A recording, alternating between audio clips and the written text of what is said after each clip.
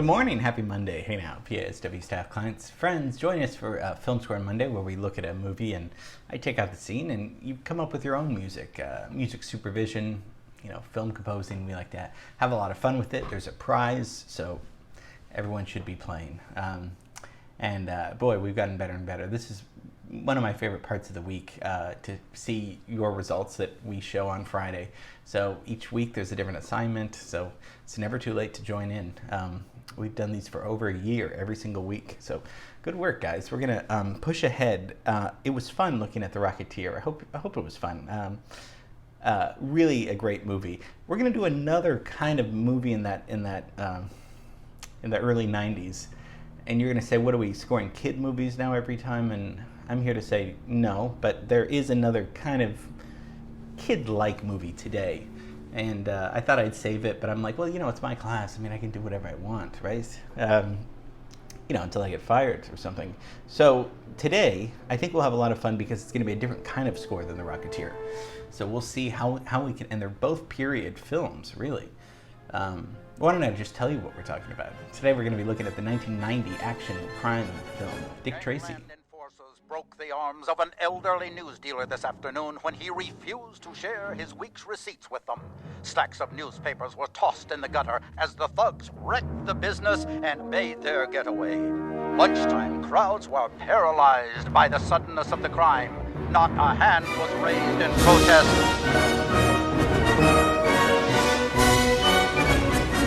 Organized crime is their name.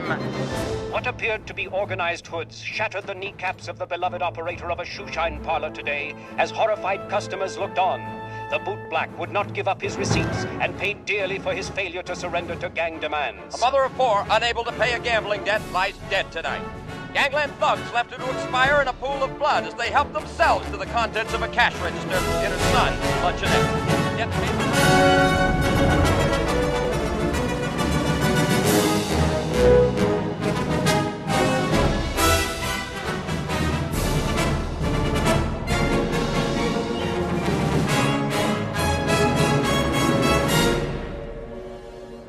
Dick Tracy.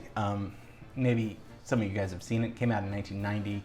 Mostly remembered for its visual style, its comic book, visual style. And is it based on a comic? Well, I'm here to tell you that it is. Chester Gould was the American cartoonist, and he created the Dick Tracy comic series, and made its debut in 1931. So that's the time period that they were talking about. They started talking in the 80s about development for who would want to direct, and would we get Spielberg, would we get other big people. It finally fell into the hands of Warren Beatty, who is Dick Tracy. So Warren Beatty, 1937, American actor, still alive, 84. I think he's celibate most of his life. Oh, no, he's not. And made his debut, though, in Splendor in the Grass, 1961. That was his first thing that he did. And then with Bonnie and Clyde in 67, that's when he is so famous as, Faye Dunaway. And, they just created a whole new style with that, and that's Arthur Penn's film. And that movie launched the new Hollywood with a flood of directors coming in. So he was just in it. He didn't write that at all. And then with Shampoo in 1975, made him a huge movie star.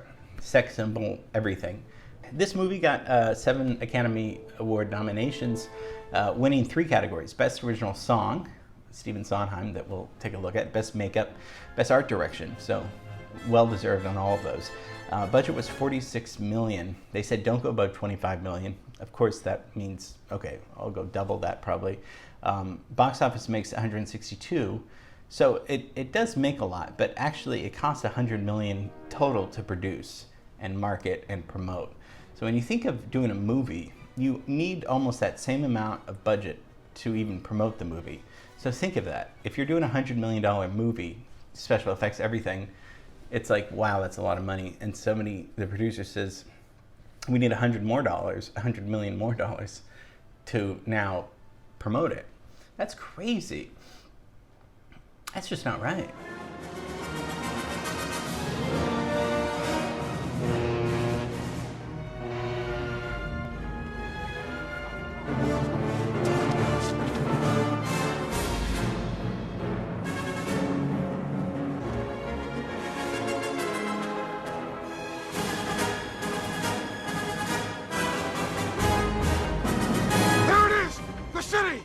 never find me. Can you hear its beat? Oh, the rhythm. Happy New Year, city.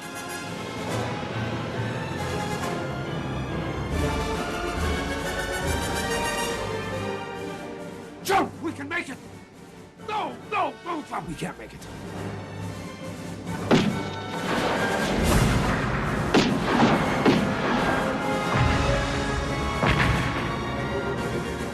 It was going to be released by Disney, but then it was kind of too risque, probably because of, Madonna's in it, and no complaints here from that.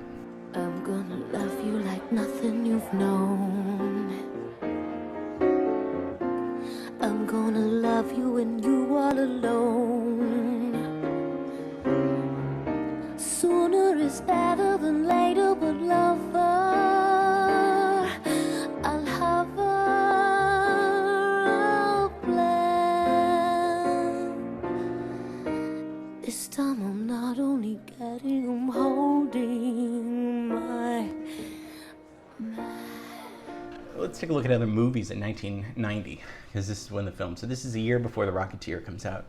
90 is big. Home Alone comes out. Dances with Wolves comes out. Pretty Woman comes out. That's going to launch Julia Roberts' career. And then Edward Scissorhands comes out. And we'll talk about the score to this music, but mostly music-wise in the 90s, this is right before the grunge scene is going to explode, because we talked about in 91, Nevermind comes out, and with Nirvana's album, it's going to be, late, grunge starts late 80s, but then by the early 90s, everybody knows these bands, even if you don't like that kind of music. It's drenched everywhere. But mostly the big stars are the singers: Mariah Carey, Cher, Whitney Houston, and Madonna. Madonna, we'll talk about her. Born in 1958, so she's 62. Her big thing was in probably 1984, like a virgin. So she's already a really big star in the pop music world by the time she is in this movie. And she's kind of not really the femme fatale, but I think we know the plot. Dick Tracy's the detective. That's Warren Beatty. And he's searching for evidence against Al Pacino, who's the big boy, and who's this big crime boss. So he's kind of searching to kind of lock Big Boy up. And then Madonna is Breathless Mahoney, and she's this ballroom singer. And she's witnessed some of Pacino's crimes, or Big Boy's crimes. And she gets in the way between Dick Tracy and his girlfriend, Glenn Headley, the late Glenn Headley. And then they kind of, foster this kid together. It's a fun detective story with gangsters and all that stuff. Mostly set in Chicago, but they don't say Chicago, and set in 1938.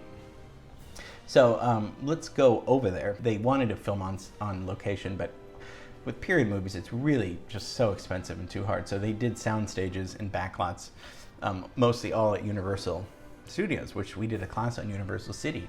So Beatty really wanted to make the movie look like a comic strip book, comic series, and which is really cool. I love the palette, the color palette. So he limited it to just a few colors, just mostly the primary colors. Music's by Danny Elfman. We've done a few. We've done Batman. Elfman, known in the 80s as the lead singer and one of the leaders of Oingo Boingo. Fun, really fun music. And Beatty hired Elfman based on Batman, which was the year before in 1989. 88, he does Beetlejuice. 89, Batman, and then he's really established now as a budding film composer rather than just a rock star. And so he's kind of getting into this kind of circusy, fun brass sound that his scores are pretty famous for. Beatty also hired Stephen Sondheim. What's Sondheim doing in this kind of movie? Well, it's a period movie. Sondheim wrote a lot of old Broadway, stuff, 50s, 60s.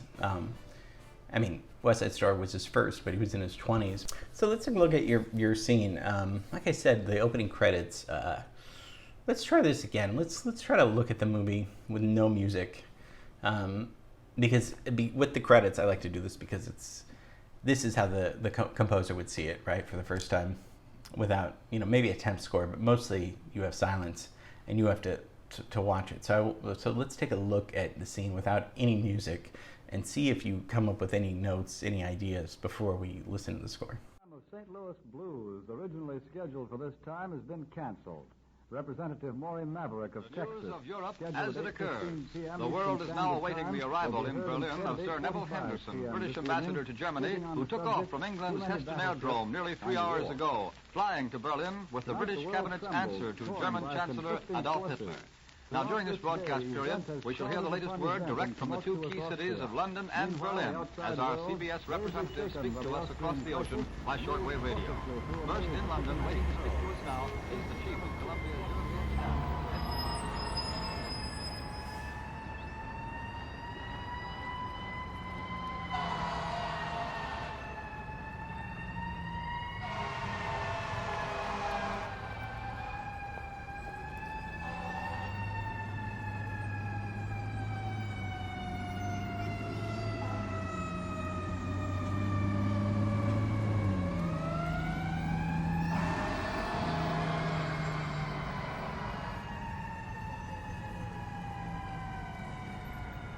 So very cool opening. You're already in this comic book land. There's already all these, I just put kind of broadcast radio sound effects because that's what they do in the movie. But you're kind of in this non-reality in a way.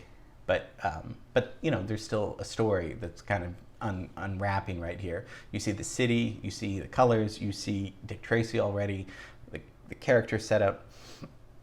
You know that he's a detective from the first clip. So a lot of things are told to us before we even hear any dialogue. So now we need music to really set the tone of what the movie's going to be. So let's see what Danny Elfman scored.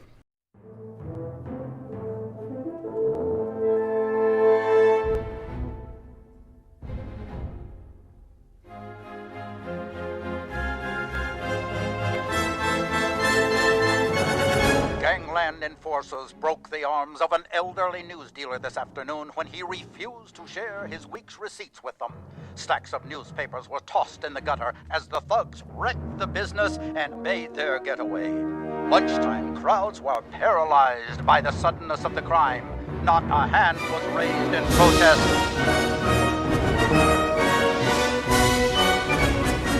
Organized crime is their name. What appeared to be organized hoods shattered the kneecaps of the beloved operator of a shoeshine parlor today as horrified customers looked on. The bootblack would not give up his receipts and paid dearly for his failure to surrender to gang demands. A mother of four, unable to pay a gambling debt, lies dead tonight. Gangland thugs left her to expire in a pool of blood as they helped themselves to the contents of a cash register in her son's luncheonette. Yet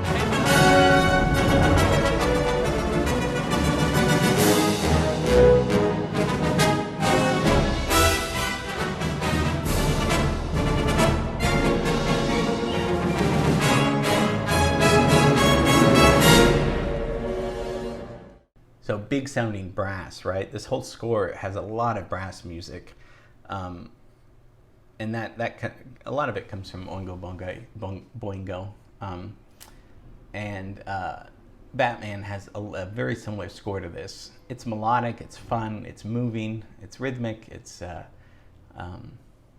it does its job perfectly. So you're gonna score something like that. I think something that's gonna be exciting. It would be nice if it kind of sounded a little bit like, we don't want a new song. If it's set in 1938, 1940s, think of something that was written or that could sound from the 1940s. But this isn't in the mood. This isn't a happy 1940s song. So it doesn't have to be from the 40s, but because the music isn't particularly old. It's not pastiche where it's an old sounding score. So I'm just throwing out ideas. I mean, anything, well, not anything can work, but I mean, I'm just, whatever you think would be the best fit. But something kind of exciting, definitely we want to go for the exciting because this is the very first scene. So you want to captivate the audience. And, sometimes you can just have no music in the beginning, but here we want a big opening. So a big bang, kind of.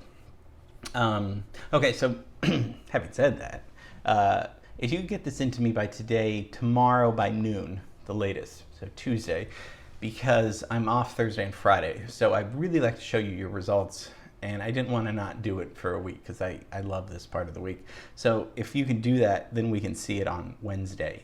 And our last class for this week will be Wednesday because I'll be off Thursday and Friday, but I have reruns. I'm going to show you a Beethoven class on Thursday that we did a long time ago. But having talked about new composers since Beethoven, so many new ones, I want us to refresh with Beethoven. So I expect attendance to be there that day. And also, this is maybe the first time that I introduced the concept, not the concept, but our assignment for film scoring. If you remember, kind of the first one was The Good, the Bad, and the Ugly. So at the end of Beethoven, I give you that assignment. And then on Friday's class, we're going to see your results for that. So you'll get to see your name twice, this week. So I want you to think about the good work you've been doing with these classes and the progression that you've made, because this is from June of 2020, and now we're still doing it. So see if I want you to reflect. So there's a little bit of homework this week since I won't be here Thursday and Friday, and then Monday is Labor Day. So yeah, so that's just a little rough. I wanted to give you a heads up. So, but I'll be here tomorrow, rest assured, and we'll be doing, talking about a composer. So, hope you enjoyed Dick Tracy. It's going to be a lot of fun. Get it to me today, tomorrow by noon, the latest, and then we'll see your results for Wednesday. All right, miss you and love you, and see you tomorrow.